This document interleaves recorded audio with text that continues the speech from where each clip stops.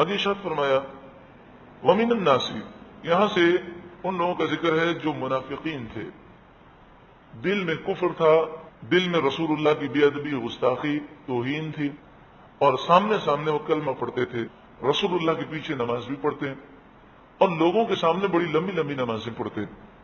انہوں نے اسلامی حلیہ بھی اپنایا تھا، قرآن کی تلاوت بھی کرتے، جہاد میں بھی جاتے، لیکن جب تک رسول اللہ کی محبت دل میں نہ ہو، اگر رسول اللہ کی بے ادبی، گستاخی ہو، اللہ نے جو رسول اللہ کو مقام و مرتبہ دیا، جو طاقتیں دی، انہیں انسان تسلیم نہ کرے تو وہ مومن نہیں ہو سکتا۔ تو ان کے دل میں جو رسول اللہ کا بغض تھا، عداوت تھی، جو گستاخی تھی، یعنی جو کفر تھا، اس کی وجہ سے یہ منافق تھے کہ ظاہر میں وہ کچھ دکھاتے تھے اور دل میں کچھ حالت تھی۔ پھر یہ رسول اللہ کی گستاخی بھی بڑی ٹیکنیک سے کرتے تھے، یعنی وہ اس طرح کرتے تھے کہ پہلے خوب رسول اللہ کی تعریف کرتے اور پھر بیچ میں کوئی رسول اللہ کی گستاخی کر دیتے۔ آج بھی دیکھیں جو صحابہ کرام کے گستاخ ہیں یا رسول اللہ کی بے ادب گستاخ ہیں یا قادیانی ہیں، تو یہ اس طرح ڈائریکٹ رسول اللہ کی بے ادبی نہیں کرتے، پوری کتاب لکھیں گے، اس میں ہزار رسول اللہ کی تعریفیں ہوں گی اور ایک یا دو باتیں ایسی لکھ دیں گے کہ انسان کا بیڑا غرق ہو جائے۔ اسی طرح تقاریر کا بھی حال ہوتا ہے، 1 گھنٹے کی تقریر ہوگی تو تقریر میں عشق رسول کی باتیں ہوں گی اور 1-2 باتیں ایسی کر دیں گے کہ انسان کا عقیدہ برباد ہو جائے۔ اسی لیے کہا گیا کہ بد عقیدہ اور بد مذہب کی بات ہی نہیں سننی چاہیے، کیونکہ وہ بڑی ٹیکنیک کے ساتھ انسان کے عقائد کو خراب کر دیتا ہے، غلط بات انسان کے ذہن میں زہر کی طرح آہستہ آہستہ ڈالتا ہے۔ تو ان کا حال یہ تھا کہ سب کے سامنے تو رسول اللہ کی تعریف کرتے، جیسے عبداللہ بن ابی منافقوں کا سردار تھا، تو یہ جمعے کی نماز سے پہلے کھڑا ہو جاتا حضور صلی اللہ علیہ وآلہ وسلم کے آنے سے پہلے اور حضور کی تعریفیں شروع کر دیتا اور کہتا وہ اب خطبہ دینے کے لیے آ رہے ہیں جو رحمت للعالمین ہیں، جن کا یہ درجہ ہے، بڑی توجہ سے سننا۔ اور بڑا وہ چرب زبان تھا، بڑی میٹھی گفتگو کرتا تھا اور ہر ایک کے سامنے رسول اللہ کی گستاخی نہیں کرتا تھا۔ جب کوئی بندہ اس سے متاثر ہو جاتا اور وہ جب اس کا گرویدہ ہو جاتا اور اعتماد قائم ہو جاتا، آپ کو پتا ہے کہ جس پر بھروسہ انسان کا ہو جائے تو پھر اس کی باتیں آنکھیں بند کر کے تسلیم کرتا، تو پہلے وہ اپنا اعتماد حاصل کر لیتا، پھر عبداللہ بن ابی اسے اپنے ساتھ رکھتا، پھر باتوں باتوں میں وہ کوئی نہ کوئی بات وہ چھیڑ دیتا۔ جیسے نبی اکرم صلی اللہ علیہ وآلہ وسلم نے ایک موقع پر فرمایا من اطاعنی فقد اطاع اللہ ومن احبنی فقد احب اللہ، اور یہ حدیث جو ہے تفسیر کبیر میں بھی ہے اور تفسیر خازن میں بھی ہے کہ رسول اللہ نے فرمایا کہ جس نے میری اطاعت کی اس نے اللہ ہی کی اطاعت کی، اور جس نے مجھ سے محبت کی اس نے در حقیقت اللہ ہی سے محبت کی۔ تو منافقین باہر نکلے اور وہ مسلمان کہ جو تھے مسلمان لیکن ایمان کمزور تھا، یا جنہیں منافقین کی حالتوں کا علم نہیں تھا، انہوں نے بڑی جو چرب زبانی کے ساتھ ان سے گفتگو کی۔ اور کس طرح گفتگو کی؟ اس طرح کی دیکھیں رسول اللہ کی محبت اپنی جگہ ہے، رسول اللہ کا مقام و مرتبہ بہت بلند و بالا ہے، لیکن توحید بہت ضروری ہے، اور شرک اگر ہو جائے تو ایمان برباد ہو جاتا۔ اللہ تبارک و تعالی ہر ایک کی بخشش فرما دے گا لیکن مشرک کی بخشش نہیں کرے گا۔ تو وہ کہنے لگے کہ دیکھو رسول اللہ نے جو فرمایا یہ تو ایسا لگتا ہے کہ یہ شرک کے قریب ہو گئے اور اپنے آپ کو اللہ سے ملا رہے ہیں، تو خیال رکھنا کہ کہیں تمہاری توحید نہ چلی جائے۔ یعنی اس دور کے منافقوں کا طریقہ یہ تھا کہ جب رسول اللہ کی بے ادبی کرنی ہوتی تو ڈائریکٹ بے ادبی نہیں کرتے، شرک کا نام لیتے، توحید کا نام لیتے۔ تو آج بھی اگر کوئی ہمارے سامنے آ کر وہ یہ کہتا ہے، وہ رسول اللہ کی توہین کرتا ہے، بے ادبی کرتا ہے، گستاخی کرتا ہے، تو ہم اسے جوتا اتار کے ماریں گے، لیکن وہ ڈائریکٹ کرنے کی ضرورت نہیں رکھتا، تو کہتا ہے جناب میرے دل میں رسول اللہ کی بڑی محبت ہے، بڑی عقیدت ہے، مگر بس میں آپ کو یہ بتاتا ہوں کہ آپ شرک نہ کریں، لیکن توحید بہت ضروری ہے، آپ نے تو رسول اللہ کو اللہ سے ملا دی۔ تو یہ انداز جو ہے، یہ انداز وہ اس لیے اختیار کرتا ہے کہ وہ رسول اللہ کی گستاخی کرنا چاہتا ہے، اللہ نے جو رسول اللہ کو مقام و مرتبہ دیا وہ گھٹانا چاہتا ہے، تو ڈائریکٹ نہیں کر سکتا، تو منافقوں کی طرح بات کو گھما کے کرتا ہے۔ الحمدللہ ہم مسلمان رسول اللہ کو الہ نہیں مانتے، خدا نہیں مانتے، اللہ کا بیٹا نہیں مانتے، عبادت ہم صرف اللہ کی کرتے ہیں، اللہ کے سوا کسی اور کی عبادت نہیں کرتے۔ تو شرک تو ہونے کا کوئی سوال ہی پیدا نہیں ہوتا، کیونکہ شرک کیا ہے؟ کسی کو الہ سمجھنا، خدا سمجھنا، اللہ کا بیٹا سمجھنا، اللہ کے علاوہ کسی کی پوجا کرنا، یہ شرک ہے، اور مسلمان اس شرک سے محفوظ ہیں۔ کیوں نہ ہو؟ رسول اللہ نے خود فرمایا واللہ انی ما اخاف علیکم ان تشرکوا بعدی ولکن اخاف ان تنافسوا فیہا، بخاری شریف کی حدیث ہے کہ فرمایا کہ مجھے اس بات کا کوئی خوف نہیں کہ تم میرے بعد شرک کرو گے، یعنی میری امت میرے بعد شرک نہیں کرے گی، ہاں مجھے اس بات کا خوف ہے کہ تم دنیا کی محبت میں گرفتار ہو جاؤ۔ تو شرک تو مسلمان کر ہی نہیں سکتے جو رسول اللہ کے نام لیوا ہیں، جو رسول اللہ سے محبت کرتے ہیں۔ تو یہ منافقوں کا طریقہ تھا، تو اس پر یہ آیت کریمہ نازل ہوئی من یطع الرسول فقد اطاع اللہ، کیونکہ رسول اللہ نے فرمایا جس نے میری اطاعت کی اس نے اللہ کی اطاعت کی، جس نے مجھ سے محبت کی اس نے اللہ سے محبت کی۔ منافقین کہنے لگے کہ رسول اللہ نے اپنے آپ کو اللہ سے ملا دیا، تو اللہ نے یہ آیت نازل کی من یطع الرسول فقد اطاع اللہ، جس نے رسول کی فرما برداری کی اس نے در حقیقت اللہ ہی کا کہنا مانا۔ ومن الناس، اور بعض لوگ، من یقول، ومن الناس کی معنی ہے لوگوں میں سے، لوگوں میں سے، من یقول بعض وہ ہیں جو کہتے ہیں آمنا باللہ، ہم ایمان لائے اللہ پر، وبالیوم الآخری، اور آخرت کے دن پر، یعنی اللہ پر بھی ایمان لائے اور آخرت کے دن پر بھی، اور اس کے درمیان جتنی چیزیں ہیں سب پر ہمارا ایمان ہے۔ یہ اپنے زبان سے کہہ رہے ہیں، لیکن قرآن کیا فرماتا ہے وما ہم بمؤمنین، وہ ہرگز مومن نہیں ہیں، وہ ہرگز مومن نہیں ہیں۔ تو پھر وہ ایمان کا دعویٰ کیوں کر رہے ہیں؟ یخادعون اللہ، وہ اللہ کو دھوکہ دینا چاہتے ہیں۔ اللہ کو تو وہ دھوکہ نہیں دینا چاہتے تھے، وہ تو رسول اللہ کو دھوکہ دینا چاہتے تھے۔ تو یہاں بتایا اے نادانو، رسول اللہ کو دھوکہ دینے کی کوشش کرنا در حقیقت اللہ کو دھوکہ دینے کی کوشش کرنا ہے۔ یخادعون اللہ، وہ اللہ کو دھوکہ دینا چاہتے ہیں، والذین آمنوا، اور ان لوگوں کو دھوکہ دینا چاہتے ہیں آمنوا جو ایمان لائے، وما یخدعون الا انفسہم، وہ نہیں دھوکہ دیتے مگر خود اپنے آپ کو، یعنی وہ اپنے آپ ہی کو دھوکہ دے رہے ہیں، کیونکہ اللہ کو دھوکہ نہیں دیا جا سکتا، اس کے رسول کو دھوکہ نہیں دیا جا سکتا، اور مومنین کو دھوکہ اس لیے نہیں دیا جا سکتا کہ اللہ اور اس کے رسول نے منافقوں کا حال کھول کر بیان کر دیا۔ وما یشعرون، وہ اپنے آپ کو دھوکہ دے رہے ہیں، اور حال یہ ہے کہ وہ شعور نہیں رکھتے، سمجھ نہیں رکھتے۔ فی قلوبہم مرض، ان کے دلوں میں مرض ہے، بیماری ہے، مرضن، کون سی بیماری ہے؟ بغض رسالت کی بیماری ہے، رسول اللہ کی توہین، بے ادبی، گستاخی کی بیماری ہے۔ یہ رسول اللہ کی شان، مقام اور مرتبہ کو ماننے کے لیے کبھی تیاری نہیں ہو سکتے۔ فزادہم اللہ مرضا، اللہ نے ان کی بیماری بڑھا دی۔ کسی کو کسی سے حسد ہو اور اس کی دکان مزید چمکنے لگے یا اس پر مزید نعمتوں کا نزول ہو تو حسد اور بڑھ جائے گا کہ نہیں؟ انہوں نے رسول اللہ کی شان دیکھ کر حسد کیا اور شان گھٹانے کی کوشش کی۔ اللہ نے قرآن میں مزید شان بیان فرمائی۔ ساری کائنات اللہ کی رضا چاہتی ہے، اور اللہ نے فرمایا وَلَسَوْفَ يُعْطِيكَ رَبُّكَ فَتَرْضَىٰ، اے محبوب آپ کا رب آپ کو اتنا عطا کرے گا کہ آپ راضی ہو جائیں گے۔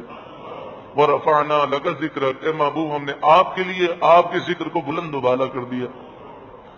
تو وہ تمام آیتیں جس میں رسول اللہ کی طاقت، شان، مقام، مرتبہ بیان کیا گیا، آپ دیکھ لیں آج بھی، اور آپ الحمد سے لے کر والناس تک قرآن کی وہ آیتیں، یوں تو قرآن کی ہر آیت میں رسول اللہ کی شان کا ذکر ہے، لیکن خاص طور پر وہ آیتیں جس میں وضاحت کے ساتھ رسول اللہ کی شان کو بیان کیا گیا، آپ کسی کے سامنے پڑھنا شروع کر دیں تو وہ خوش نہیں ہوتا، رسول اللہ کی شان سن کر چہرہ پریشان ہو جاتا ہے۔ اور وہ بتوں کی آیتیں جو بتوں کے بارے میں کہ بت بے بس ہیں، بے کس ہیں، پتھر کے بنے ہوئے ہیں، بے جان ہیں، کوئی طاقت نہیں رکھتے، وہ آیتیں پڑھ پڑھ کے وہ رسول اللہ کا ذکر کر رہا ہوتا ہے، اس کو پتہ ہی نہیں کہ آیتیں کن کے بارے میں نازل ہوئیں اور کن کی مذمت کی گئی، کیونکہ جہاں بتوں کی مذمت کی گئی وہاں یہ بھی کہا گیا کہ تمہارے سارے جھوٹے خدا جہنم کا ایندھن ہے اور تم اور تمہارے سارے جھوٹے خدا جہنم میں جاؤ گے۔ تو اس سے مراد وہی بت ہیں، کیونکہ اللہ کے نیک بندے کبھی جہنم میں نہیں جائیں گے۔ فزادہم اللہ مرضا، اللہ نے ان کی بیماری اور بڑھا دی۔ اور صحابہ کرام جو رسول اللہ سے محبت کرتے تھے، اس سے بھی منافقین جلتے تھے کہ یہ حضور کی اتنی تعظیم، اتنی محبت، اتنی عقیدت کیوں کرتے ہیں؟ اور شرک شرک کہہ کر وہ منافقین صحابہ کرام کو حضور کی تعظیم سے روکنے کی کوشش کرتے تھے، لیکن صحابہ کرام ان کی باتوں میں آنے والے تو نہیں، تو ان کی تعظیم و توقیر دیکھ کر مزید وہ جلتے تھے۔ ارشاد فرمایا وَلَهُمْ، اور ان کے لیے عذاب علیم، دردناک عذاب ہے، بما کانوا یکذبون، اس وجہ سے کہ وہ جھوٹ بولا کرتے تھے۔ یعنی سامنے سے وہ کہتے تھے کہ ہم رسول اللہ کے گستاخ نہیں ہیں، بے ادب نہیں ہیں، ہم مومن ہیں، ہمارے دل میں ایمان ہے، لیکن دل میں ایمان نہ تھا، رسول اللہ کی محبت ان کے دل میں نہ تھی۔ وَإِذَا قِيلَ لَهُمْ، اور جب ان سے کہا جائے، وَإِذَا، اور جب قیل کہا جائے، لہم ان سے، لا تفسدوا فی الارض، زمین میں فساد نہ کرو، یعنی یہ سارے جو کام تھے کیا تھے؟ حضور کے علم پر اعتراض کرنا، حضور کے متعلق یہ کہنا کہ حضور تو شرک کے قریب پہنچ گئے ہیں، اپنے آپ کو اللہ سے ملا رہے ہیں، یہ ساری باتیں کیا تھیں؟ صحابہ کرام کے دلوں سے تعظیم مصطفیٰ نکالنے کی کوشش کرنا، یہ ساری باتیں فساد تھیں۔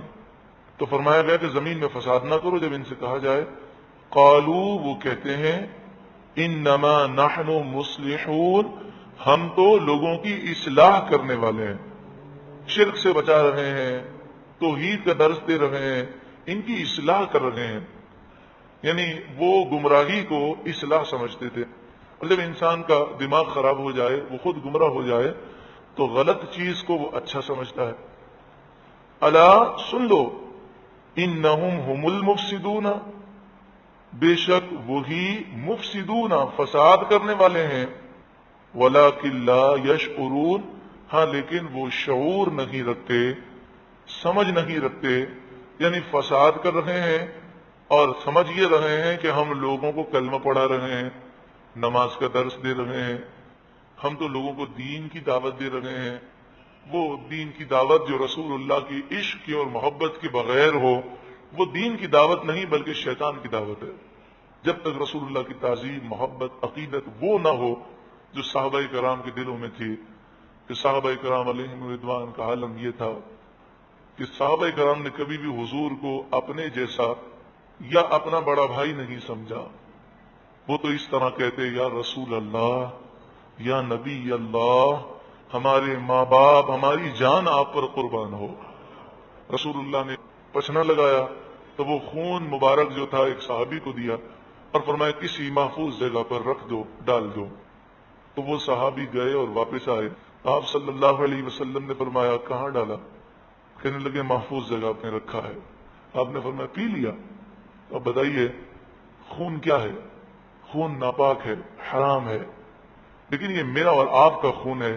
صحابی جانتے تھے کہ رسول اللہ ہمارے جیسے نہیں ہیں، ان کا مقام و مرتبہ بہت بلند و بالا ہے، وہ خون پی گئے۔ تو رسول اللہ نے فرمایا تم میرا خون پی گئے، خون مبارک پی لیا؟ انہوں نے کہا ہاں۔ تو آپ نے فرمایا جس کے پیٹ میں میرا خون پہنچ جائے اسے جہنم کی آگ نہیں چھو سکتی۔ بتائیے اگر اللہ، اب آپ بتائیے کہ اگر رسول اللہ کی ذات ہمارے جیسی ہوتی تو رسول اللہ کیا فرماتے ہیں؟ توبہ توبہ توبہ، تم نے خون پی لیا، تمہارا تو منہ بھی ناپاک ہو گیا، یہ ہو گیا، تم تو توبہ کرو۔ آپ نے ایسا نہیں فرمایا۔ اور وہ صحابی کیا بیان کرتے ہیں، خون میں کتنی بدبو ہوتی ہے، کیسا عجیب و غریب ہوتا ہے، لیکن وہ صحابی فرماتے ہیں کہ جب میں نے وہ خون مبارک پیا، میں نے اتنی خوشبودار، اتنی لذیذ اور اتنی مہکی ہوئی کوئی چیز دنیا میں نہیں دیکھی۔ ارشاد فرمایا الا انہم ہم المفسدون، سن لو بے شک یہی مفسدون ہیں، فسادی ہیں، فساد کرنے والے ہیں، ولکن لا یشعرون، لیکن وہ سمجھ نہیں رکھتے، شعور نہیں رکھتے، یعنی نفاق کی وجہ سے، حضور سے بغض کی وجہ سے، حضور کی گستاخیاں کرنے کی وجہ سے ان کی سمجھ ختم ہو گئی ہے، وہ غلط کام کو صحیح سمجھ رہے ہیں، اپنے آپ کو توحیدی سمجھتے ہیں، مسلمانوں کو مشرک اور بدعتی سمجھتے ہیں، حالانکہ کسی مسلمان پر شرک کا اگر کوئی جھوٹا الزام لگائے وہ خود مشرک و کافر ہے، شرک اسی کی طرف لوٹتا ہے۔ رسول اللہ صلی اللہ علیہ وآلہ وسلم نے فرمایا، تفسیر ابن کثیر میں یہ حدیث ہے، آپ نے فرمایا مجھے اس بات کا سب سے زیادہ خوف ہے کہ ایک شخص قرآن پڑھے گا، قرآن کا نور اس کے چہرے پر ہوگا، اسلام اس کی چادر ہوگی، اور وہ نور قرآن سے محروم ہو جائے گا، اسلام کی چادر کو اٹھا کر پھینک دے گا۔ پوچھا یا رسول اللہ صلی اللہ علیہ وآلہ وسلم ایسا کیسے ہوگا؟ تو آپ نے فرمایا یہ اپنے پڑوسی پر شرک کا الزام لگائے گا۔ صحابہ نے پوچھا یا رسول اللہ صلی اللہ علیہ وآلہ وسلم اس کا پڑوسی مشرک ہوگا یا یہ قرآن پڑھنے والا؟ تو آپ صلی اللہ علیہ وآلہ وسلم نے فرمایا یہ قرآن پڑھنے والا گو کہ مسلمان تھا، لیکن جب اس نے ایک مسلمان پر شرک کا الزام لگایا تو آپ نے فرمایا یہ قرآن پڑھنے والا مشرک ہوگا۔ تو یہ ایک بہت بڑا فتنہ ہے جو منافقوں کے دور سے، یعنی منافقوں کا جو سردار تھا عبداللہ بن ابی نے، کہ جو دل سے ایمان نہیں لایا تھا، اس نے جو ان کی ٹریننگ کی وہ سلسلہ قیامت تک چلتا رہے گا، کیونکہ رسول اللہ نے فرمایا کہ ایسے لوگ پیدا ہوتے رہیں گے، ان کی جماعتیں نکلتی رہیں گی، اور ان کی جو آخری جماعت ہوگی وہ دجال کے ساتھ جا کر مل جائے گی۔ اور آپ نے فرمایا جب دجال نکلے گا تو مدینہ منورہ میں ایسے 70,000 افراد ہوں گے۔ کتنے ہزار افراد؟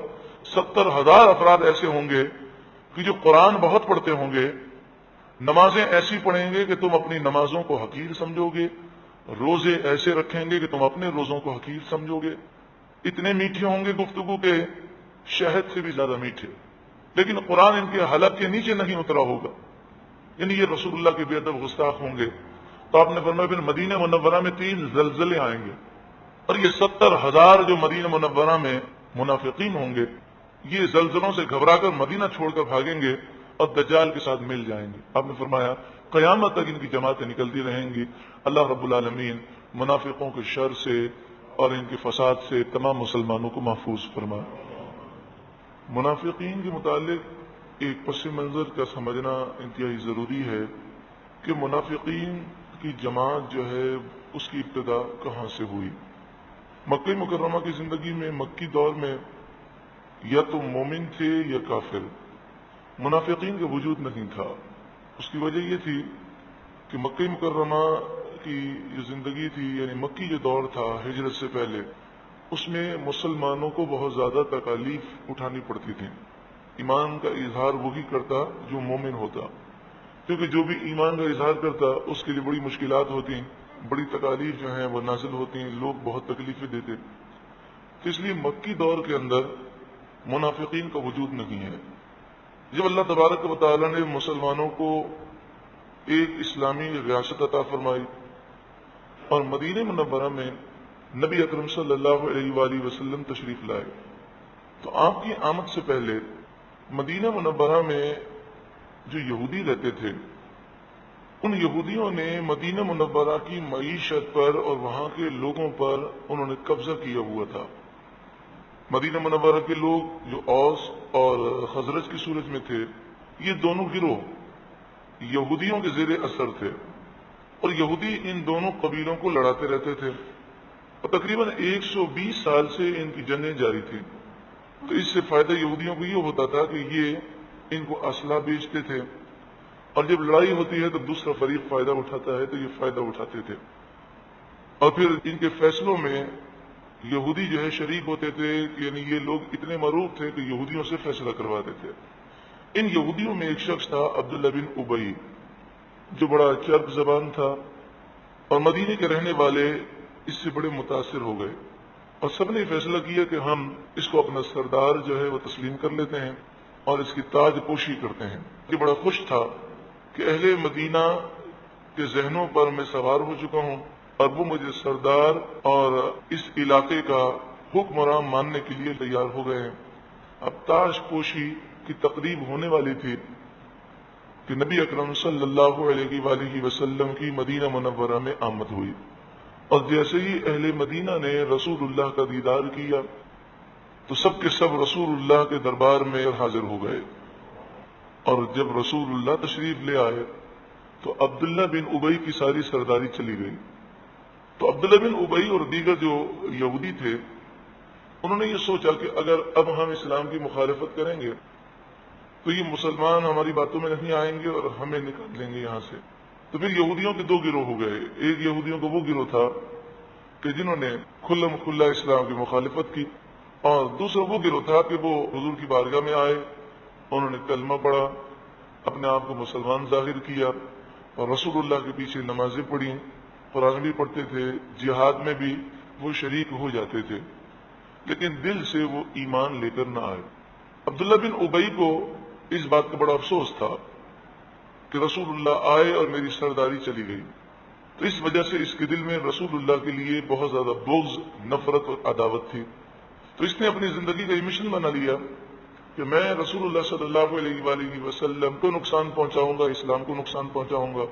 تو اس نے اسلام کا لبادہ اوڑھ لیا، اور پھر ایسی منافقوں کی اس نے جماعت تیار کی کہ جو بظاہر کلمہ گو تھے لیکن ان کے دلوں میں رسول اللہ کی محبت نہ تھی، اسلام کا اور رسول اللہ کا بغض تھا ان کے دلوں میں۔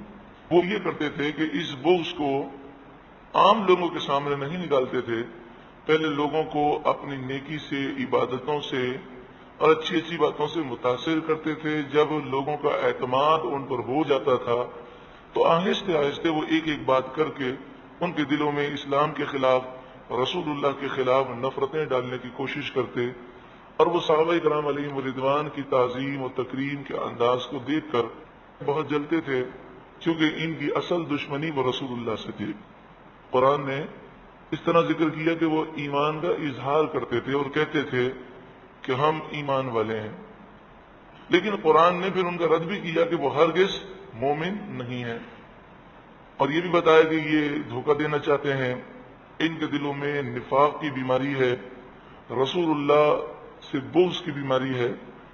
اور پھر یہ فرمایا گیا وَإِذَا قِيلَ لَهُمْ لَا تُفْسِدُوا فِي الْأَرْضِ قَالُوا إِنَّمَا نَحْنُ مُصْلِحُونَ، اور جب ان سے کہا جائے کہ زمین میں تم فساد نہ کرو تو وہ کہتے ہیں ہم تو صرف اصلاح کرنے والے ہیں، ہم تو زمین میں اصلاح کر رہے ہیں، سنوار رہے ہیں۔ یعنی یہ تھے فسادی، مگر اپنے آپ کو یہ سمجھتے تھے کہ ہم تو لوگوں کی اصلاح کر رہے ہیں۔ ان کا فساد کیا تھا؟ رسول اللہ کی محبت و تعظیم لوگوں کے دلوں سے نکالنا، منافقین کی جماعت کو وسیع کرنا، مسلمانوں کو دھوکہ دے کر جنگ کی آگ کو بھڑکانا، مسلمانوں کے راز کافروں تک پہنچا کر ان پر حملہ کرنے کی کافروں کو ترغیب دلانا، اور حضور صلی اللہ علیہ وآلہ وسلم اور قرآن پر ایمان لانے سے لوگوں کو روکنا، یہ سارے ان کی مشن تھے، اور اس میں یہ چپکے چپکے کام کیا کرتے تھے۔ الا انہم هم المفسدون ولکن لا یشعرون، سن لو بے شک یہی فساد کرنے والے ہیں، ہاں لیکن وہ شعور نہیں رکھتے، یعنی ہے فسادی لیکن اپنے آپ کو اصلاح کرنے والا سمجھتے ہیں۔ وَإِذَا قِيلَ لَهُمْ، وَإِذَا اور جب قیل کہا جائے لہم ان سے، آمنو ایمان لاؤ، کما آمن الناس جیسا کہ لوگ ایمان لائے۔ جب قرآن نازل ہوا تو اس وقت جو مومنین تھے وہ تھے جنہوں نے رسول اللہ کا دیدار کیا، اور جو مومن ایمان کی حالت میں رسول اللہ کا دیدار کرے اور ایمان پر اس کا خاتمہ ہو وہ صحابی ہے۔ تو یہاں آمن الناس سے مراد ہے صحابہ، اور جب ان سے کہا جائے ایمان لاؤ جیسا کہ صحابہ کرام ایمان لائے، قالو وہ کہتے، انؤمنو حمزہ زبر آمن کیا، نؤمنو ہم ایمان لائے، شروع میں نون ہے، اور نعبدو میں آپ نے سنا تھا کہ نون ہو ہم ترجمہ کرتے ہیں، تو یہاں بھی نؤمنو ہم ایمان لائیں، کما جیسا کہ آمن السفہاء، سفہاء بے وقوف، جیسا کہ بے وقوف ایمان لائے۔ الا سن لو، الا کے معنی سن لو، خبردار، انہم ہم السفہاء، ان بے شک، ہم دو دفعہ ہے، یہ تاکید کے لیے ہے، انہم ہم السفہاء بے شک یہی بے وقوف ہیں، ولکن لا یعلمون ہاں لیکن وہ جانتے نہیں ہیں۔ اور جب ان سے کہا جائے ایمان لاؤ جیسا کہ صحابہ ایمان لائے تو وہ کہتے ہیں کیا ہم بے وقوفوں کی طرح ایمان لائیں؟ سن لو بے شک یہی بے وقوف ہیں لیکن وہ جانتے نہیں ہیں۔ صحابہ کرام کو انہوں نے بے وقوف کہا، اس سے معلوم ہوا کہ صحابہ کرام کی بے ادبی کرنا یہ منافقین کا طریقہ ہے۔ تو جو صحابہ کرام کے بے ادب ہیں، گستاخ ہیں، وہ منافقوں کے طریقے پر چل رہے ہیں۔ دوسری بات یہ کہ جب ان سے کہا گیا کہ جس طرح صحابہ ایمان لائے اس طرح ایمان لاؤ، تو انہوں نے کہا کہ کیا ہم بے وقوفوں کی طرح ایمان لائیں۔ تو وہ صحابہ کرام کو کیوں بے وقوف کہہ رہے تھے؟ نعوذ باللہ من ذالک۔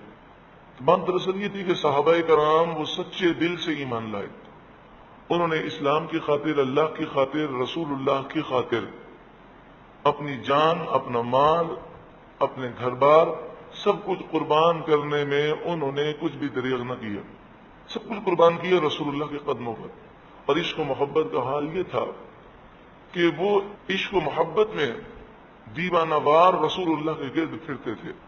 تو یہ عشق و محبت کے انداز، یہ ایمان کی خاطر، اسلام کی خاطر، رسول اللہ کی محبت میں اپنا سب کچھ قربان کر دینا، یہ منافقوں کو بڑا عجیب لگتا تھا اور کہتے تھے کہ یہ تو بیوقوف لوگ ہیں کہ وہ اس طرح ایمان لاتے ہیں اور اتنا سب کچھ اپنا قربان کرتے ہیں۔ معلوم یہ ہوا کہ صحابہ کرام کی عقیدت اور محبت اور جو رسول اللہ سے تعظیم و توقیر، جو رسول اللہ کی محبت اور جس طرح صحابہ رسول اللہ کی تعظیم و توقیر کرتے تھے، ان باتوں کو یعنی ایمان کی پختگی، اللہ کی خاطر، اسلام کی خاطر، رسول اللہ کی محبت میں اپنا سب کچھ قربان کرنا اور رسول اللہ کی تعظیم و توقیر بجا لانا، یہ وہ اعمال ہیں جن کی وجہ سے منافقین صحابہ کرام کو اس طرح کہتے تھے۔ تو آج بھی جو رسول اللہ کی تعظیم و تکریم اور آپ کی محبت کے انداز کو بے وقوفی کہتا ہے، وہ منافقین کے طریقے پہ چل رہا ہے۔ صحابہ کرام رسول اللہ سے کیسی محبت فرماتے، کئی حدیثیں ہیں کہ جو اس منظر کو پیش کرتی ہیں۔ ایک حدیث پیش کی جاتی ہے بخاری شریف، باب الشروط فی الجہاد، حدیث نمبر 2731، 2731۔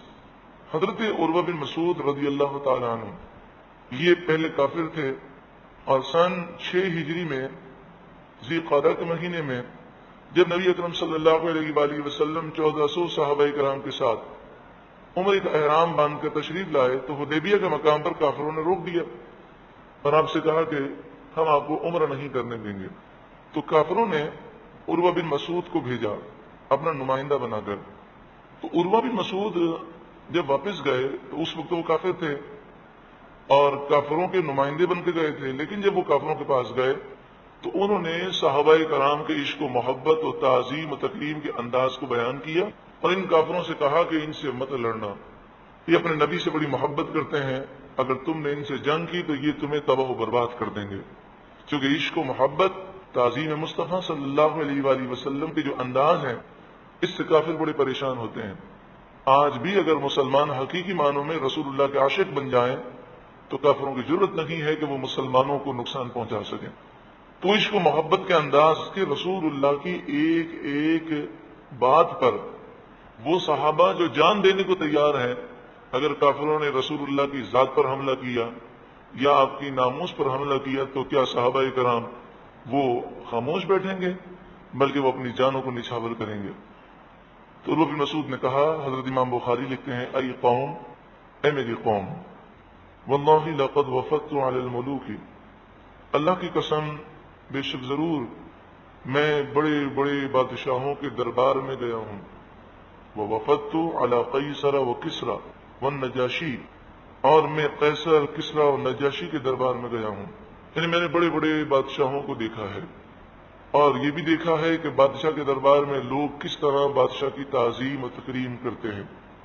واللہ ان رأیت ملکا قط يعظمه اصحابه ما يعظم اصحاب محمد محمدا صلی اللہ علیہ وسلم، ایک ہی جملے میں انہوں نے صحابہ کرام کے انداز کو بیان کر دیا۔ آپ نے کہا میں نے بڑے بڑے بادشاہوں کو دیکھا ہے اور یہ دیکھا ہے کہ بادشاہوں کے درباری کس طرح بادشاہوں کا ادب کرتے ہیں، تعظیم کرتے ہیں، لیکن اللہ کی قسم رسول اللہ کی تعظیم جو صحابہ کرام کرتے ہیں، ایسی تعظیم کرتے ہوئے میں نے کسی کو نہیں دیکھا۔ کتنا بھی بڑا بادشاہ ہو، اس کے منہ کا جو تھوک ہوتا ہے اس سے تو گھن کی جاتی ہے۔ کبھی انہوں نے یہ نہ دیکھا کہ بادشاہ کا تھوک جو ہے لوگ اپنے ہاتھوں پر لیتے ہوں اور اپنے چہرے پر ملتے ہوں۔ اسی طرح ناک سے جو چیز نکلتی ہے، یہ بلغم جو ہے، کتنا بھی بڑا بادشاہ ہو ان چیزوں سے گھن کی جاتی ہے۔ یہ رسول اللہ صلی اللہ علیہ وآلہ وسلم کی واحد ذات ہے کہ وہ اتنی نورانی ذات ہے کہ آپ کا لعاب دہن مبارک بھی نور کا ٹکڑا ہے، اور وہ تو جسے مل جائے اسے شفا مل جائے، اس کے سارے مسائل حل ہو جائیں۔ ان تنخم نخامتا الا وقعت فی کف رجل منہم، اگر رسول اللہ صلی اللہ علیہ وآلہ وسلم بلغم مبارک یا تھوک مبارک یعنی لعاب دہن مبارک، یہ لعاب کہنا یا بلغم کہنا یہ ہماری مجبوری ہے سمجھانے کے لیے، ورنہ در حقیقت نہ یہ بلغم تھا نہ یہ لعاب دہن مبارک تھا، بلکہ یہ تو نور ہی نور تھا۔ تو جب وہ رسول اللہ اسے گراتے تو صحابہ کرام دوڑ لگاتے اور اپنے ہتھیلیوں کو پھیلاتے اور اپنے ہتھیلیوں پر لے لیتے اسے، پھر کیا کرتے؟ فدلک بہا وجہہ وجلدہ، پھر اسے اپنے چہرے پر اور اپنے جسم پر اسے مل لیتے برکت کی نیت سے۔ وَإِذَا أَمَرَهُمْ ابْتَدَرُوا أَمْرَهُ، رسول اللہ جب حکم دیتے تو فوراً اس حکم کی تعمیل میں صحابہ دوڑ پڑتے۔ وَإِذَا تَوَضَّأَ كَادُوا يَقْتَتِلُونَ عَلَى وَضُوئِهِ، جب رسول اللہ وضو فرماتے تو وضو کے پانی کے لیے اس قدر صحابہ دوڑتے کہ ایسا لگتا جیسے آپس میں ابھی لڑائی ہو جائے گی وضو کا پانی حاصل کرنے میں۔ اور ایک حدیث پاک میں اس طرح بھی ہے کہ فرمایا اگر وضو کا پانی ملتا تو ٹھیک، اور نہ ملتا تو ایک صحابی دوسرے صحابی کے ہاتھ کی تری کو اپنے ہاتھ پر لیتا اور پھر اسے اپنے چہرے پر اور اپنے سینے پر مل لیتا۔ وَإِذَا تَكَلَّمَ خَفَضُوا أَصْوَاتَهُمْ عِنْدَهُ، اور جب صحابہ کلام کرتے حضور کی بارگاہ میں تو اپنی آوازوں کو بہت آہستہ، وَمَا يُحِدُّونَ إِلَيْهِ النَّظْرَ تَعْظِيمًا لَهُ، اور حضور کی طرف وہ نگاہ اٹھا کر تیز نگاہوں سے نہ دیکھتے، نگاہیں جھکی رہتی، یہ سارے معاملات جو کرتے تعظیم اللہ رسول اللہ کی تعظیم میں۔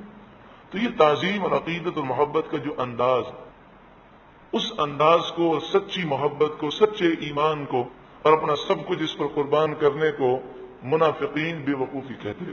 تو قرآن نے فرمایا الا انہم ہم السفہاء، ہاں سن لو بے شک یہی بے وقوف ہیں کہ جو حقیقی ایمان سے اور عشق رسول سے محروم ہے، رسول اللہ کی تعظیم و توقیر سے محروم ہے، وہی بے وقوف ہے۔ ولکن لا یعلمون، ہاں لیکن وہ جانتے نہیں ہیں۔ صحابہ کرام کی اسی تعظیم اور تکریم کا نتیجہ ہے کہ ان کے ایمان کو قرآن نے معیار بیان کیا، جیسے کہ ارشاد فرمایا سورہ بقرہ آیت نمبر 137 میں فَإِنْ آمَنُوا بِمِثْلِ مَا آمَنْتُمْ بِهِ فَقَدْ اهْتَدَوْا، پھر اگر وہ ایمان لے آئیں جیسا کہ اے رسول اللہ کے صحابہ تم ایمان لائے، ما آمنتم اس سے مراد صحابہ ہیں کہ صحابہ تم جس طرح ایمان لائے ہو اگر وہ اسی طرح ایمان لے آئیں فقد اهتدوا، تو بے شک وہ ہدایت پا گئے۔ تو جب تک صحابہ کرام کی طرح رسول اللہ سے ٹوٹ کر محبت نہ ہو، یعنی تمام لوگوں سے بڑھ کر، اپنی جان سے بڑھ کر حضور کی محبت انسان کے دل میں نہ ہو، اور اس محبت میں سب کچھ قربان کرنے کا جذبہ نہ ہو، تعظیم و تکریم نہ ہو، عشق رسول نہ ہو، تو اس وقت تک ایمان مکمل نہیں ہوتا۔ وَإِذَا لَقُوا الَّذِينَ آمَنُوا، عبداللہ بن ابی جو منافقوں کا سردار تھا، اس نے دیکھا کہ صدیق اکبر آ رہے ہیں تو اپنے ساتھیوں سے، منافقوں کی جماعت سے وہ کہنے لگا کہ دیکھو میں انہیں کیسا بے وقوف بناتا ہوں۔ صدیق اکبر آئے تو اس نے صدیق اکبر رضی اللہ تعالیٰ عنہ کو سلام کیا اور آپ کا ہاتھ اپنے ہاتھوں میں لے لیا اور آپ کی تعریفیں کرنے لگا۔ پھر حضرت عمر رضی اللہ تعالیٰ عنہ آئے، آپ کی بھی وہ تعریفیں کرنے لگا۔ تو دونوں صحابیوں نے ضبط کیا، اور وہ تو جانتے تھے کہ یہ منافقت کر رہا ہے لیکن آپ نے اس کا اظہار نہ کیا۔ پھر حضرت علی رضی اللہ تعالیٰ عنہ آئے تو وہ حضرت علی رضی اللہ تعالیٰ عنہ کی تعریفیں کرنے لگا، تو حضرت علی کو جلال آیا اور آپ نے فرمایا منافق خدا کا خوف کر، یاد رکھ یہ منافقت جہنم میں لے جائے گی۔ تو اس واقعے کو قرآن نے بیان کیا کہ یہ لوگ ایسے ہیں کہ مسلمانوں کے سامنے چاپلوسی کرتے ہیں اور اپنے ایمان کو یعنی وہ اظہار کرتے ہیں کہ ہم مسلمان ہیں، حالانکہ ان کے دلوں میں ایمان نہیں، اور وہ عشق و محبت کا اظہار کرتے ہیں، در حقیقت وہ رسول اللہ سے محبت نہیں کرتے۔ وَإِذَا لَقُوا الَّذِينَ آمَنُوا، اور جب وہ ایمان والوں سے ملاقات کرتے ہیں، قالو تو وہ کہتے ہیں آمنا ہم ایمان لائے، وَإِذَا خَلَوْا اور جب وہ علیحدہ ہوتے ہیں، اِلَى شَيَاطِينِهِمْ اپنے شیطانوں کی طرف، یعنی اپنے سرداروں کی طرف، جو ان کے تعلقات تھے ان کافر سرداروں سے ان کے پاس جب جاتے، اسی طرح منافقوں کے بڑے بڑے جو سردار تھے، تو جب وہ ان کے پاس اکیلے ہوتے، قالوا انا معکم تو وہ کہتے ہیں بے شک معکم ہم تمہارے ساتھ ہیں، مع مانے ساتھ، انما نحن مستہزئون ہم تو صرف مذاق اڑانے والے ہیں، مستہزئون مذاق اڑاتے ہیں، ہم تو مسلمانوں کو بیوقوف بناتے ہیں۔ شیاطین یہ شیطان کی جمع ہے۔ شیطان کسے کہتے ہیں؟ تو شیطان کے معنی ہے سرکش، حد سے گزرنے والا۔ ہر انسان اور ہر جن جو سرکش ہو، حد سے گزرنے والا ہو، گمراہ ہو اور دوسروں کو گمراہ کرنے والا ہو، وہ شیطان ہے۔ جیسا کہ ارشاد فرمایا شیاطین الانس والجن، انسانوں میں بھی شیاطین ہیں اور جنات میں بھی ہیں۔ سورہ ناس میں ارشاد فرمایا گیا من الجنۃ والناس، جنات میں بھی شیاطین ہیں اور انسانوں میں بھی ہیں، ان سے پناہ مانگی گئی۔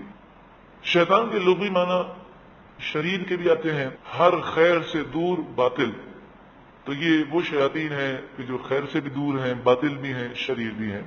اللہ ہمیں انسانی شیطانوں سے بھی بچائے اور جو جنات میں شیاطین ہیں ان سے بھی اللہ محفوظ فرمائے۔ قالوا انا معکم انہوں نے کہا بے شک ہم تمہارے ساتھ ہیں۔ تو جب منافقین نے کافر سرداروں کے پاس جا کر یہ بات کہی کہ ہم تمہارے ساتھ ہیں، تو انہوں نے یہ سوال کیا جیسے کہ تفسیر مظہری میں ہے، انہوں نے پوچھا پھر تم ان کے ساتھ نماز کیوں پڑھتے ہو، جہاد میں کیوں جاتے ہو، تم قرآن کیوں پڑھتے ہو، تم کلمہ کیوں پڑھتے ہو؟ تو منافقوں نے کہا انما نحن مستہزئون ہم تو صرف مذاق کرتے ہیں، مسلمانوں کو بیوقوف بناتے ہیں، دھوکہ دیتے ہیں۔ ارشاد فرمایا گیا اللہ یستہزئ بہم اللہ انہیں ان کے مذاق کی سزا دے گا۔ اور وہ سزا کس طرح دی جائے گی؟ مفسرین نے فرمایا کہ اس طرح سزا دی جائے گی کہ جب وہ کل بروز قیامت پہنچیں گے تو مومنوں کے ارد گرد انہیں نور نظر آئے گا، تو مومنوں سے وہ کہیں گے کہ تم ہماری طرف نظر کرو تاکہ اس نور میں سے کچھ حصہ ہمیں بھی مل جائے۔ تو مومنین کہیں گے کہ نور تو پیچھے رہ گیا، یعنی دنیا کے اندر وہ کیفیات تھیں کہ جس کے اندر اگر تم ایمان لے آتے تو نور کی کیفیات حاصل ہو جاتی ہیں، اور آج وہ نور ملتا، اب تو نور نہیں ملتا۔ تو پھر انہیں نور چلتا ہوا دکھایا جائے گا تو وہ آگے بڑھیں گے، تو انہیں آگے بڑھنے دیا جائے گا یہاں تک کہ وہ اس نور کے قریب پہنچیں گے اور یہ سوچیں گے کہ ہم اس نور کو حاصل کر لیں۔ تو جیسے ہی وہ قریب پہنچیں گے تو ایک دیوار ان کے درمیان حائل کر دی جائے گی اور وہ نور میں داخل نہیں ہو سکیں گے۔ اب وہ دیوار میں ایک دروازہ ہوگا، تو فرمایا کہ وہ اس دروازے سے داخل ہونا چاہیں گے کہ ہم اس دروازے سے داخل ہوں اور نور تک پہنچ جائیں، تو بظاہر وہ دیوار نور کے آگے ہوگی، لیکن جب اس دروازے سے داخل ہوں گے تو وہ دروازہ جہنم میں کھلے گا۔ تو اس طرح انہیں ان کی دنیا میں جو مذاق انہوں نے کیا تھا اس کی سزا دی جائے گی۔ دوسرا فرمایا ان کے ساتھ یہ ہوگا کہ جہنم کے اندر جب ہوں گے تو جہنم میں انہیں پکارا جائے گا کہ آؤ جہنم کے دروازے کے پاس، اور جہنم کا دروازہ ان کے سامنے کھول دیا جائے گا۔ تو وہ جہنم کے دروازے کو دیکھیں گے اور سمجھیں گے کہ اب ہمیں نکلنے کا آرڈر آ گیا ہے، بھاگتے ہوئے آئیں گے، دروازہ بند ہو جائے گا۔ پھر دوسرے دروازے سے آواز آئے گی تو بھاگتے ہوئے آئیں گے، پھر دروازہ بند ہو جائے گا۔ پھر یہ ہوگا کہ دروازہ کھولا جائے گا، آواز دی جائے گی کہ ادھر آؤ، لیکن پھر منافقین مایوس ہو جائیں گے اور وہ پھر ہلیں گے نہیں اپنی جگہوں سے، یعنی وہ دروازے کی طرف نہیں دوڑیں گے۔ یہ دوسری سزا ہے انہیں۔ اور تیسری سزا یہ ہے کہ دنیا کے اندر انہیں یہ سزا دی گئی کہ ان کے نفاق کو اللہ رب العالمین نے بیان کر دیا اور ان کی علامتوں کو ایسا بیان کر دیا کہ یہ سمجھتے تھے کہ ہم مسلمانوں کو بیوقوف بنا رہے ہیں، لیکن مسلمان حکمت عملی کی وجہ سے خاموشی اختیار فرماتے اور موقع کی مناسبت سے اس کا اظہار بھی کرتے، لیکن اللہ نے مسلمانوں کو خصوصاً صحابہ کو وہ بصیرت عطا فرمائی کہ مسلمان جیسے ہی ان کی شکلوں کو دیکھتے تو شکل دیکھ کر سمجھ جاتے کہ یہ وہ ہیں جو رسول اللہ کی محبت سے اور تعظیم سے دور ہیں، یہ وہ ہیں جو منافق ہیں جن کے دلوں میں ایمان نہیں۔ تو اللہ نے انہیں دنیا میں بھی ذلیل کیا اور آخرت میں بھی وہ ذلیل فرمائے گا۔ اللہ یستہزئ بہم اللہ انہیں ان کی مذاق کی سزا دے گا۔ بعض ترجمہ کرنے والوں نے اس طرح ترجمہ کیا کہ جو کہ ترجمہ بالکل غلط ہے۔ اب پہلے سمجھیں کہ اللہ تعالیٰ مذاق کرنے سے، ٹھٹا کرنے سے، ہنسی کرنے سے پاک ہے، اور یہ الفاظ اللہ کی طرف نسبت کرنا یہ بے ادبی ہے۔ تو ایسے ترجمے بہت سارے ہیں، بلکہ حقیقت یہ ہے کہ اکثر جتنے بھی ترجمے آپ کے اس وقت گھروں میں موجود ہیں اس میں یہ ترجمہ موجود ہے، آپ جا کر چیک کریں، اور گھر میں یہ ترجمہ موجود ہے تو اس سے آپ جو ٹھنڈا کروا دیں، کیونکہ جس ترجمے میں اللہ کی شان کو ملوث نہ رکھا گیا، آپ بتائیے اس ترجمے سے فیض کیسے مل سکتا ہے۔ اعلیٰ حضرت امام اہل سنت امام احمد رضا علیہ الرحمہ کا ترجمہ اب کنز الایمان اپنے گھر میں ضرور رکھیں، تو وہ اس کا ترجمہ اس طرح کرتے ہیں جو غلط ترجمے ہیں: اللہ ان سے مذاق کر رہا ہے، ٹھٹا کر رہا ہے، ہنسی کر رہا ہے، نعوذ باللہ من ذالک، استغفر اللہ۔ پھر اس کا نتیجہ کیا ہوا؟ اس کا نتیجہ یہ ہوا کہ کافروں نے ان غلط ترجموں کی وجہ سے مسلمانوں پر اعتراض کیا، اور آج سے کئی سال پرانی بات ہے کہ انٹرنیٹ پر کسی نے ای میل کیا اور اس نے کہا کہ یہ ویب سائٹ ہے، آپ اس کا جواب لکھیں۔ تو اس ویب سائٹ پر جو قرآن پر اعتراضات تھے اس کی ابتدا اس نے اس طرح کی تھی کہ مسلمان کہتے ہیں یہ اللہ کی کتاب ہے، تو اگر اللہ کی کتاب ہے تو اس کتاب میں اللہ کی توہین کیوں کی گئی ہے؟ اور انہوں نے کیا کیا، وہ سارے غلط ترجمے جو انگلش میں اردو میں کیے گئے ان کو بنیاد بنا کر انہوں نے کہا کہ آپ تو یہ کہتے ہیں کہ قرآن میں یہ ہے کہ اللہ تعالیٰ ٹھٹا کرتا ہے، ہنسی کرتا ہے، مذاق کرتا ہے۔ اسی طرح ایک مقام پر ترجمہ اس طرح کیا گیا: وَمَكَرُوا وَمَكَرَ اللَّهُ، اور کافروں نے فریب کیا اور اللہ نے بھی فریب کیا، نعوذ باللہ من ذالک، اور اللہ فریب کرنے سے پاک ہے۔ اسی طرح ایک مقام پر یہ ترجمہ کیا گیا کہ منافقین جو ہیں، اور یہ مقام ہے 5ویں پارے کا آخری رکوع، کہ منافقین جو ہیں وہ اللہ کو دھوکہ دینا چاہتے ہیں، وَهُوَ خَادِعُهُمْ، اور اللہ بھی انہیں دھوکہ دیتا ہے، نعوذ باللہ من ذالک۔ تو انہوں نے کہا دھوکہ دینا، فریب کرنا، ہنسی مذاق ٹھٹا، یہ الفاظ اللہ کی توہین ہے۔ تو اگر یہ اللہ کی کتاب ہوتی تو اللہ کی توہین کیسے ہوتی؟ تو لہذا یہ قرآن اللہ کی کتاب نہیں، نعوذ باللہ من ذالک۔ تو اس کا جواب تو یہی دیا جاتا ہے کہ یہ ترجمے جو کیے گئے ہیں یہ انگریزوں کے دور کے ترجمے ہیں، اور یہ وہ لوگ ہیں کہ جنہوں نے قرآن کو سمجھا نہیں، یہ انگریز کے کہنے پر انہوں نے غلط ترجمہ کیا، خود بھی گمراہ ہوئے اور لوگوں کو بھی گمراہ کیا۔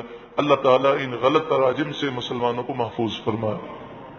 پھر سوال ہے کہ جب اللہ تعالیٰ انہیں ان کے مذاق کی سزا دے گا دنیا میں بھی اور آخرت میں بھی، تو پھر یہ روزی، یہ اولاد اور یہ ساری نعمتیں انہیں کیوں دی جا رہی ہیں؟ فرمایا وَيَمُدُّهُمْ، اور اللہ انہیں ڈھیل دیتا ہے، یمد ڈھیل دیتا ہے، یہ ڈھیل ہے ایک وقت تک، جب وہ وقت پورا ہو جائے گا تو پھر گرفت ہوگی۔ فی طغیانہم یعمہون، تاکہ وہ اپنی سرکشی میں، طغیان سرکشی میں، یعمہون بھٹکتے رہیں۔ یعمہون کے معنی ہوتے ہیں دانائی چلی جائے، سمجھ ختم ہو جائے۔ تو جب انسان کو نعمتیں ملتی ہیں، دولت ملتی ہے اور وہ غلط ہوتا ہے تو اس کی دولت کو دیکھ کر اس کی دانائی چلی جاتی ہے اور وہ یہ سمجھتا ہے میں صحیح ہوں، تو فرمایا انہیں ڈھیل دی جاتی ہے تاکہ وہ اپنی سرکشی میں بھٹکتے رہیں۔ اولئک الذین اشتروا الضلالۃ بالہدی، یہی وہ لوگ ہیں جنہوں نے ہدایت کے بدلے گمراہی کو حاصل کیا۔ اولئک الذین، یہی وہ لوگ ہیں، اشتروا، جنہوں نے خریدا، حاصل کیا، پسند کیا، الضلالۃ، گمراہی کو، بالہدی، ہدایت کے بدلے۔ سوال یہ پیدا ہوتا ہے کہ خرید و فروخت اس وقت ہوتی ہے کہ جب کوئی مال ہمارے پاس ہو، تو اشتروا کے معنی تو یہ ہوتے ہیں کہ ان کے پاس ایمان کی دولت تھی، ہدایت تھی، انہوں نے ہدایت دے کر گمراہی کو خرید لیا۔ حالانکہ منافقین تو وہ تھے کہ جو شروع ہی سے دولت ایمان سے محروم تھے۔ تو فرمایا کہ اس میں مختلف قسم کے لوگ تھے۔ ایک تو وہ تھے کہ جو ایمان لائے تھے پھر کافر ہو گئے، یعنی مرتد، تو انہوں نے ہدایت ہونے کے باوجود ہدایت کو چھوڑ دیا اور گمراہی کو حاصل کر لیا، تو اسے خرید و فروخت سے تشبیہ دی گئی۔ دوسرا فرمایا کہ یہودی جو تھے وہ حضور کی آمد سے پہلے حضور پر ایمان رکھتے تھے، لیکن جب حضور آئے تو انہوں نے ہدایت کو چھوڑ دیا اور گمراہی کو اختیار کیا اور کفر کیا، تو اس لیے ان کا بھی ذکر ہے، کیونکہ اکثر منافقین پہلے یہودی تھے اور ابھی بھی ان کے دلوں میں کفر تھا، لیکن اب انہوں نے اسلام کا جھوٹا لبادہ اوڑھ لیا تھا۔ اور تیسری چیز فرمایا کہ اس آیت میں تمام ہی کافر مراد ہیں، اس لیے کہ اللہ تعالیٰ نے ہر انسان کو فطرت سلیمہ دی، عقل سلیم، کہ وہ ہدایت کو حاصل کر سکتا ہے، صلاحیت موجود ہے، لیکن ان کافروں نے کفر کر کر کے اپنی صلاحیتوں کو تباہ کر دیا. اب وہ ہدایت سے بالکل دور ہو گئے، فطرت سلیمہ ان کی ختم ہو گئی. تو فطرت سلیمہ یعنی ہدایت کا جو ذریعہ تھا وہ انہوں نے تباہ کیا اور گمراہی کو حاصل کیا، اس لیے اس کا ذکر کیا گیا.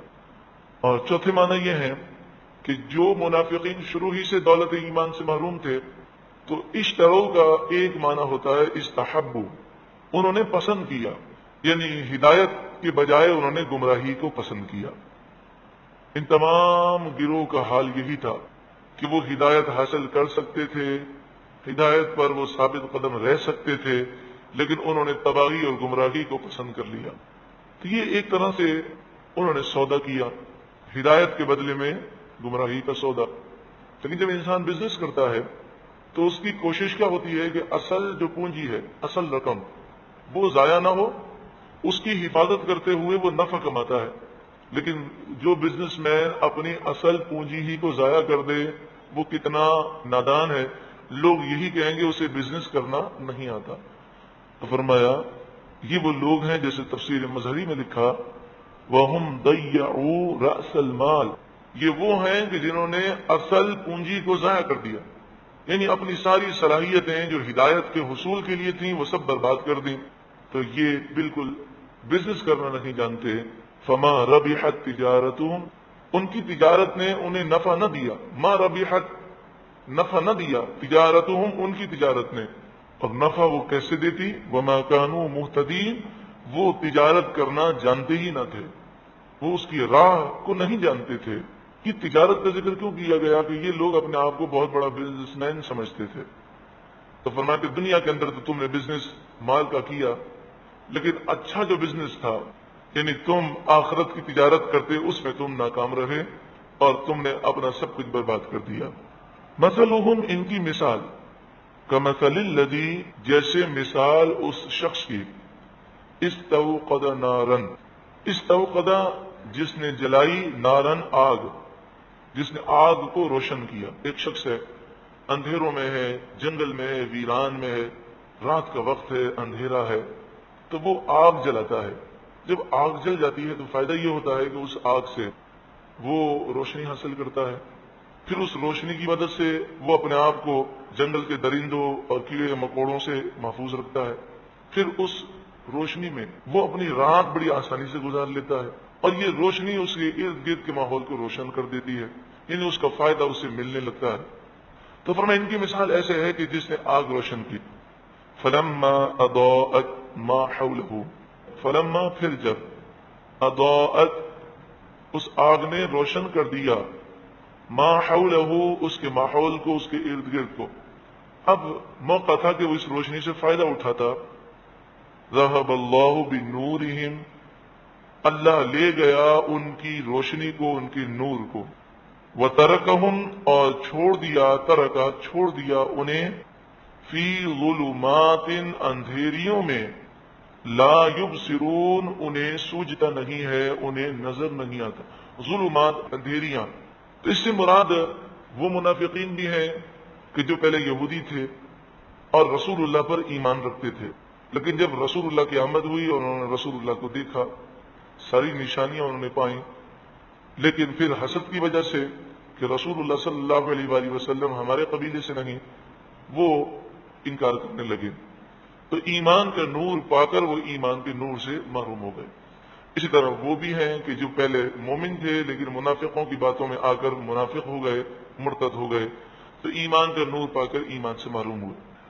اسی طرح وہ بھی ہیں کہ جنہیں اللہ تعالیٰ نے فطرت سلیمہ دی لیکن انہوں نے کفر اختیار کیا، اور اس فطرت سلیمہ سے، اس روشنی سے وہ فائدہ اٹھاتے لیکن وہ اس فائدے سے محروم ہوئے.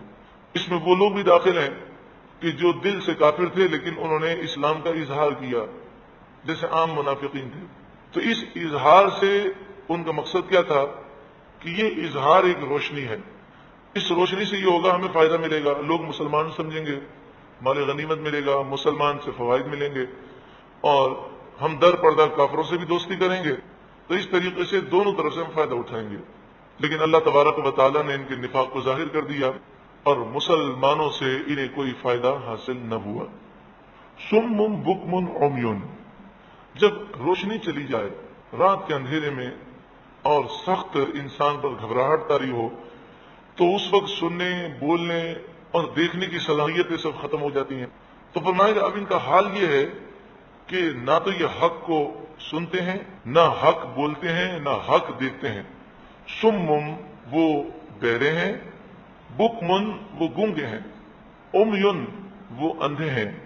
فہم لا یرجعون، پس وہ پلٹ کر نہیں آئیں گے، یعنی اب یہ دوبارہ اسلام کی طرف نہیں آئیں گے. کافر ہو وہ مسلمان ہو جاتا ہے، اس کے امکانات بہت ہوتے ہیں، لیکن جو منافق ہو وہ عام طور پر اسلام قبول نہیں کرتا، کیونکہ بغض رسالت، رسول اللہ کی بے ادبی، گستاخی اور دل کے اندر جو کفر چھپا ہوا ہے، یہ بڑی خطرناک بیماری ہے، یہ ساری صلاحیتوں کو ختم کر دیتی ہے. فہم لا یرجعون، پس وہ پلٹ کر واپس نہیں آئیں گے.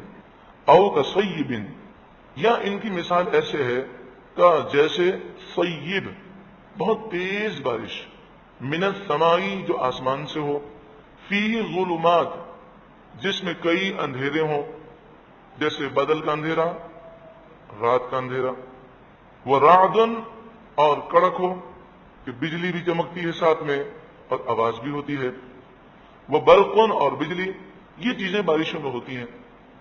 یجعلون وہ ڈالتے ہیں، اصابعہم اپنی انگلیاں، اصابع انگلیاں، اصبعن کی جمع ہے، اصابعہم اپنی انگلیاں، فی آذانہم اپنے کانوں میں، من الصواعق کڑک کے سبب، حذر الموت موت سے ڈرتے ہوئے.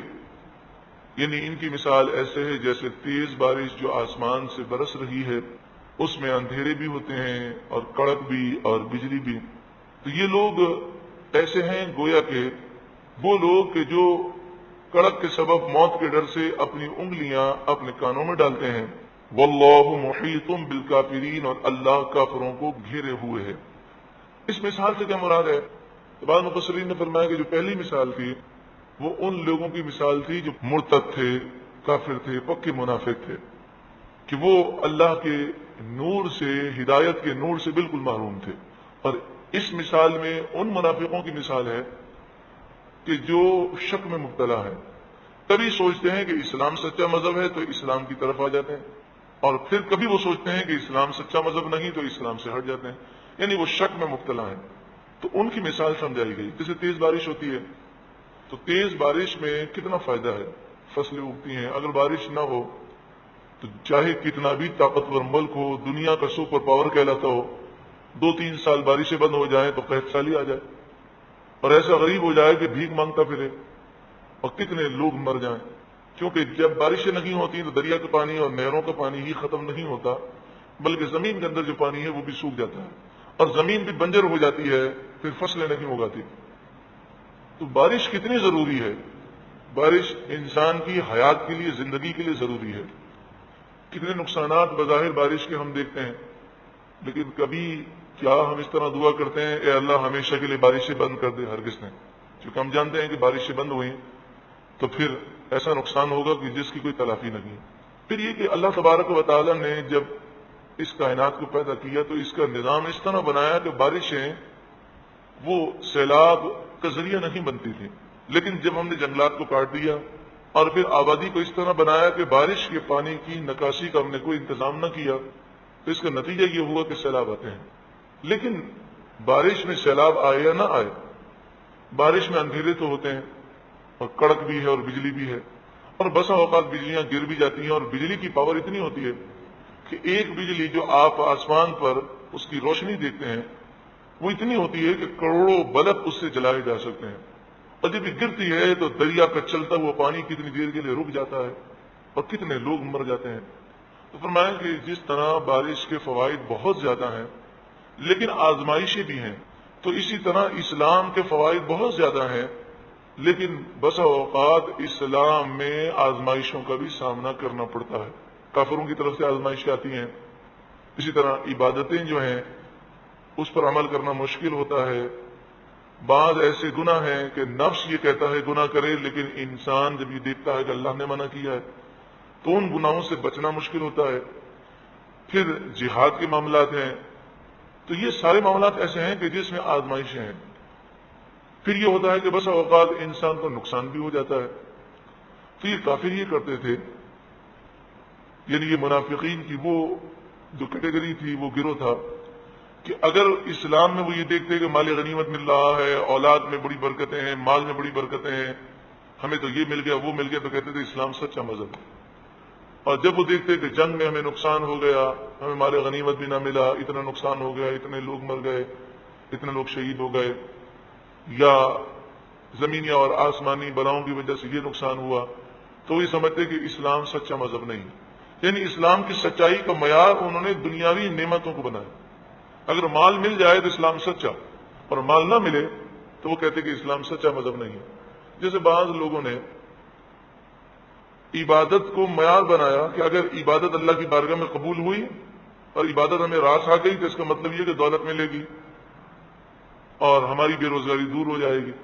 لیکن اگر کوئی انسان نماز شروع کرے اور اتفاق سے اس کے نصیب میں لکھا ہو، یعنی قدرت سے اس کے نصیب میں لکھا ہو، اور اس پر کوئی مشکل آ جائے تو وہ بعض اوقات عبادت سے دور بھاگ جاتا ہے اور کہتا ہے بابا ہمیں تو درود پاک پڑھنا راس نہیں آتا، نعوذ باللہ من ذالک. تو یہ بات ایسی ہے جو منافقوں کے طریقے پر ہے. جیسا کہ قرآن مجید فرقان حمید نے سورہ حج میں آیت نمبر 11 میں ارشاد فرمایا، 70واں پارہ رکو نمبر 9، وَمِنَ النَّاسِ مَن يَعْبُدُ اللَّهَ عَلَى حَرْفٍ، بعض لوگ اللہ کی عبادت کنارے پر کرتے ہیں، فَإِنْ أَصَابَهُ خَيْرٌ اطْمَأَنَّ بِهِ، پھر اگر انہیں خیر مل جائے، خیر پہنچے تو مطمئن ہو جاتے ہیں، مال ملے، اولاد ملے، کاروبار میں برکت ہو جائے تو وہ عبادت پر مطمئن ہوتے ہیں. وَإِنْ أَصَابَتْهُ فتنہ، اور اگر انہیں آزمائش پہنچے، انقلب علی وجہہ، تو وہ اپنے منہ پر الٹے ہو جاتے ہیں، یعنی عبادت سے دور بھاگتے ہیں. خسیر الدنیا والآخرہ، دنیا کو بھی انہوں نے برباد کیا اور آخرت کو بھی برباد کیا. کیونکہ عبادت سے دور بھاگنے سے وہ مشکل تو دور نہیں ہوگی، ہاں جو آخرت کی برکتیں تھیں اور جو آگے برکتیں ملنے والی تھی اس سے محروم ہو گیا. ذالک هو الخسران المبین، یہی سب سے بڑا نقصان ہے. ارشاد فرمایا، اب آپ اس مثال سے اس آیت کریمہ کو سمجھیں. او کصیب من السماء فی ظلمات ورعد وبرق، یا جیسے آسمان سے برسنے والی تیز بارش، اسلام جس میں اندھیرے ہیں اور کڑک ہے اور بجلی ہے، یعنی آزمائشیں بھی ہیں. ظلمات سے مراد آزمائشیں ہیں، امتحانات ہیں. اسی طرح ظلمات سے مراد جو ہے یہاں پر اشارتاً یہ سمجھایا گیا کہ جو عبادت میں مشکلات ہوتی ہیں، گناہوں سے بچنے میں مشکلات ہوتی ہیں. اور رعد سے مراد وہ وعیدیں ہیں، اس کڑک سے مراد وہ وعیدیں ہیں کہ جو بتایا گیا یہ گناہ کرو گے تو یہ عذاب دیا جائے گا. اور برق سے مراد وہ چمک ہے، وہ نعمتیں ہیں جو اسلام کی وجہ سے ملتی ہیں، وہ مال غنیمت، وہ فتوحات اور دیگر نعمتیں. یجعلون اصابعهم فی آذانهم من الصواعق حذر الموت، وہ انگلیاں ڈالتے ہیں اپنے کانوں میں صواعق کی وجہ سے. صواعق بھی کڑک کو کہتے ہیں، لیکن اوپر رعد آیا اور یہاں پر صواعق آیا. صواعق اس کڑک کو کہتے ہیں کہ جس میں بجلی بھی چمکتی ہے اور وہ بجلی گرانے کا سبب بنتی ہے، یعنی اتنی زور سے بجلی چمکتی ہے اور زور سے دھماکہ ہوتا ہے کہ انسان کے دل جو ہے دہل جاتے ہیں اور پورا آسمان روشن ہو جاتا ہے. حذر الموت، موت کے ڈر سے. تو فرمایا اس سے مراد یہ ہے کہ جب یہ وعیدیں سنتے ہیں کہ اگر یہ کرو گے تو اس کی یہ سزا ہے، تو یہ اپنے کانوں میں انگلیاں ڈال لیتے ہیں. اور یہ انگلیاں وہ اس لیے ڈالتے ہیں کہ وہ یہ وعیدیں سننا نہیں چاہتے. کیوں نہیں سننا چاہتے؟ وہ اس لیے نہیں سننا چاہتے کہ یہ عمل نہیں کرنا چاہتے، کیونکہ عمل کرنا، یہ اپنے اس عمل کرنے کو یہ موت سمجھتے ہیں. یعنی جس طرح موت سے نفرت ہوتی ہے اس طرح انہیں دین پر چلنے سے نفرت ہے. سمجھانے کے لیے مثال ہے کہ بعض لوگ ایسے ہیں کہ آپ انہیں کیسٹ دیں یا دین کی دعوت دیں تو وہ کہتے ہیں نہ بابا ہم نہیں آتے، اگر ہم کیسٹ سنیں گے، ہم دین کی محفل میں آئے تو پھر عمل کرنا پڑے گا. یعنی وہ یہ سمجھتے ہیں کہ ہم نے اگر دین سن لیا تو ہمیں دنیا چھوڑنی پڑے گی، اور دنیا کو چھوڑنا یہ موت کی طرح، اس سے یہ نفرت ہے. تو ایک تفسیر میں اس طرح فرمایا کہ اس کی یہ معنی ہے، یعنی ایک قول یہ ہے. دوسرا فرمایا کہ یہاں پر من الصواعق سے مراد یہ ہے کہ جب اسلام کی وجہ سے جو مشکلات ان کے لیے آتی ہیں تو ان مشکلات کو دیکھ کر وہ اسلام سے دور بھاگتے ہیں، قرآن سے دور بھاگتے ہیں. تو من الصواعق سے مراد مشکلات ہیں. واللہ محیط بالکافرین، اور اللہ کافروں کو گھیرنے والا ہے، یعنی وہ اللہ کے عذاب سے نہیں بچ سکتے. جب انہیں کڑک نے گھیر لیا، اتنی زور زور سے آوازیں آنے لگیں اور ان پر گھبراہٹ طاری ہوئی، تو ان کا حال کیا ہوا؟ تو آگے فرمایا گیا ان کا حال اس طرح ہے کہ جیسے بہت زور سے بجلی چمکے اور وہ اتنا تیز ہو کہ محسوس یہ ہو کہ قریب ہے کہ بجلی ان کی آنکھوں کا نور لے جائے گی. تو اس طرح ان کا حال ہوا.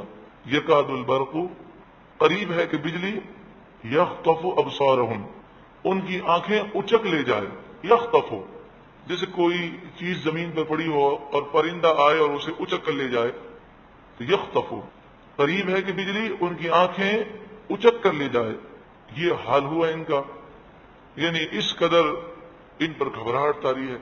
بعض مفسرین نے فرمایا کہ اس کے یہ معنی ہے، اور یہ جب ہم کہتے ہیں نا بعض مفسرین نے یہ فرمایا، تو ذرا سمجھ لیجئے گا کہ ایک آیت کے کئی معنی اور مطالب ہوتے ہیں. یہ قرآن کا معجزہ ہے، یعنی اتنے معانی ہیں کہ ایک ایک آیت کئی کئی واقعات کا جواب ہوتی ہے اور کئی کئی باتوں کا جواب ہوتی ہے.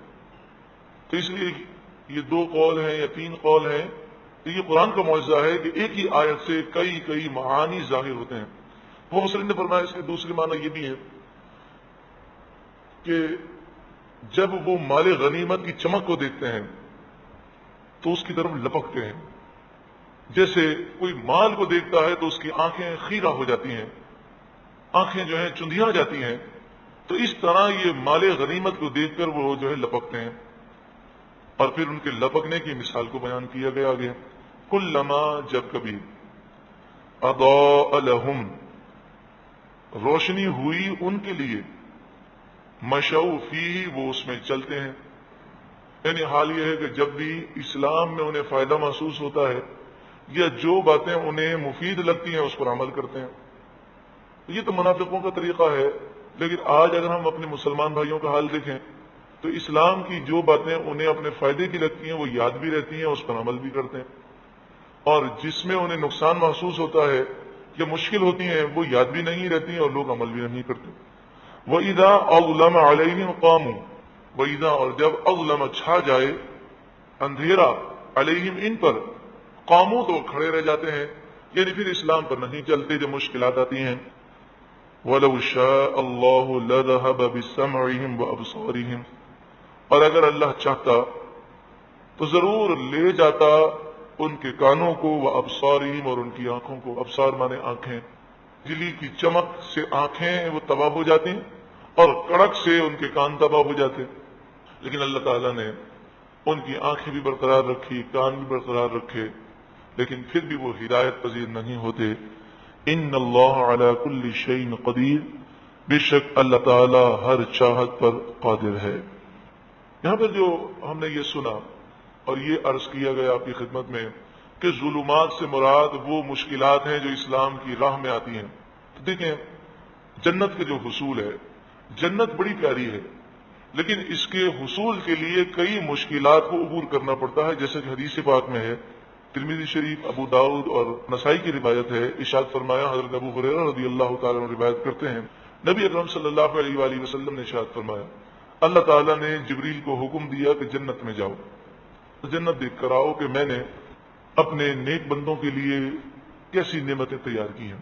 جبریل امین جنت گئے، جنت کو دیکھا، پھر آ کر عرض کیا، مالک یہ تو جنت اتنی پیاری ہے کہ جو اس کے متعلق سنے گا وہ تو سب کچھ چھوڑ دے گا اور جنت میں جانے ہی کی کوشش کرے گا. تو مجھے تو لگتا ہے کہ سبھی جنت میں پہنچ جائیں گے. تو اللہ تبارک و تعالی نے جنت کو سختیوں اور تکلیفوں سے ڈھانپ دیا. یعنی سختیاں ہیں، تکلیفیں ہیں جن کو عبور کر کے جنت میں جانا ہے. دنیا میں مشکلات ہیں، فجر کے وقت اٹھ کر ہمیں نماز ادا کرنی ہے، جھوٹ نہیں بولنا، چاہے لاکھوں روپے کا نفع ہو لیکن جھوٹ سے بچنا ہے، ہمیں بد زبانی نہیں کرنی، صبر کرنا ہے، فضول غصہ نہیں کرنا، ہمیں زکوٰۃ دینی ہے، بدنگاہی نہیں کرنی، ہمیں یہ نہیں دیکھنا لوگ کیا کر رہے ہیں، بلکہ یہ دیکھنا ہے کہ اللہ کا حکم کیا ہے، تو یہ آسان کام تو نہیں ہے۔ تو جب جبریل امین نے یہ دیکھا کہ جنت کو سختیوں اور تکلیفوں سے ڈھانک دیا گیا تو کہنے لگے اے مالک، مجھے تو لگتا ہے کہ اب جنت میں کوئی بھی نہیں جا سکے گا، یعنی ان سختیوں کو دیکھ کر انسان جنت کی طلب کو چھوڑ دے گا۔ حالانکہ حقیقت یہ ہے کہ انسان اگر جنت پر توجہ رکھے تو سختیاں کچھ بھی نہیں ہیں۔